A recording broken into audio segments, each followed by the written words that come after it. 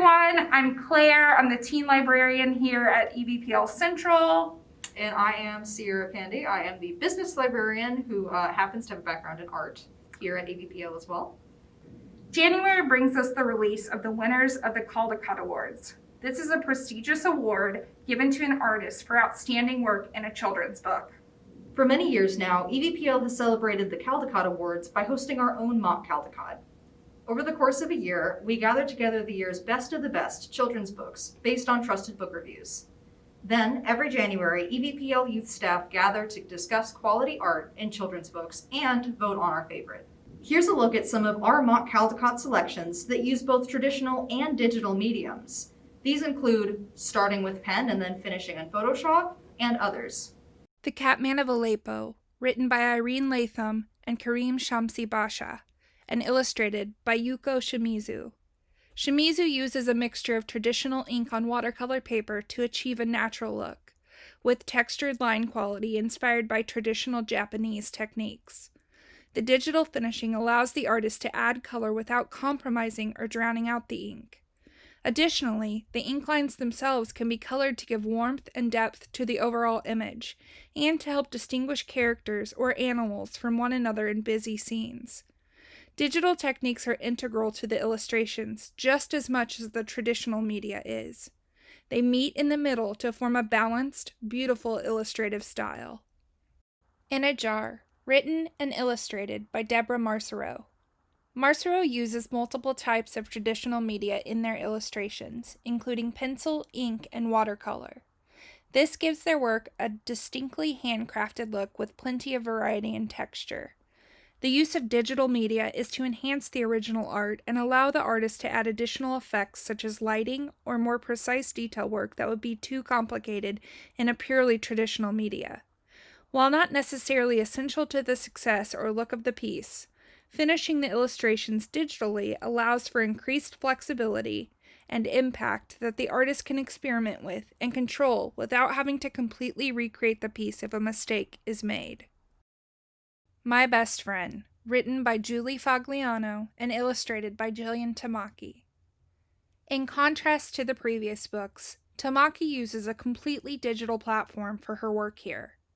Despite that, these illustrations have the most natural feel to them and are not immediately recognizable as digital art at all. Digital technique here have allowed for the artist to have complete creative freedom while still emulating a traditional style.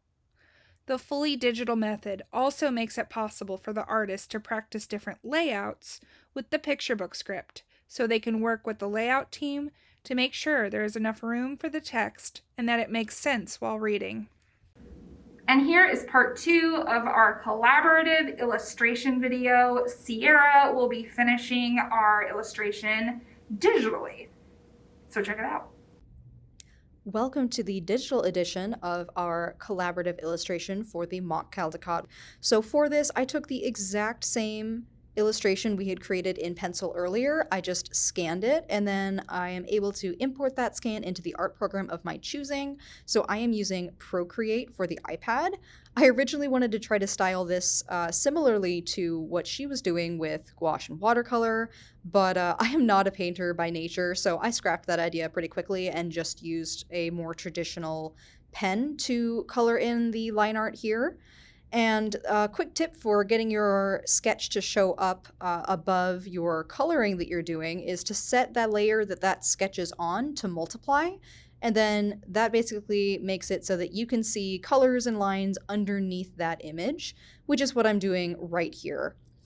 So there's a lot of options for when you're working with digital art. Procreate is just one of them. A very common one for the industry is Photoshop, but there are a lot of options whether you want something super powerful or you're a beginner and you're looking for a free version. Lots of options for you. So here I'm just going in and doing some basic coloring, not really anything too different than what you would be doing if this were on paper. But one of my favorite things to do with digital art is how creative you can get with it. Like I said, am not particularly good at painting, but you can try a lot of different options, and layers make it really easy to make plenty of mistakes or try something out and decide you didn't like it. and change that up. So I got a little bit more creative here, started adding in some shading, which another cool feature of digital art is that you can have layers set so that they only color over what is underneath it. So I don't have to go in and erase a bunch of stuff from the background. And then I wanted to go for a little bit more of a painterly look here, so I started making it like a snow globe and going in and just adding lots of different colors and layers, and then starting to play around with some really interesting brushes to get more traditional texture, since it felt a little bit flat to me. And the nice thing you can see, I'm trying a bunch of different brushes for the tail and lots of interesting texture choices for the snow, and the best thing about that is just being able to change your brush settings and being able to change some of the layer settings as well, whether you want to have the layer brighter or more transparent. If it's too harsh, you can change colors so that it's more of a sepia tone or brighter. Really, it's up to you, which is something I really like with digital art, and that's something that's available with most digital programs. So you can see I'm just continuing to add some snow here for the little bit of the effect, and then continuing on with a couple of extra different layers for enhanced lighting.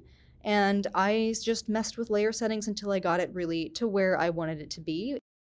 The last thing that I did is start cleaning up a little bit of errors that I'd made and add a little bit of extra line art just to make some things pop where the painting had covered it up a bit.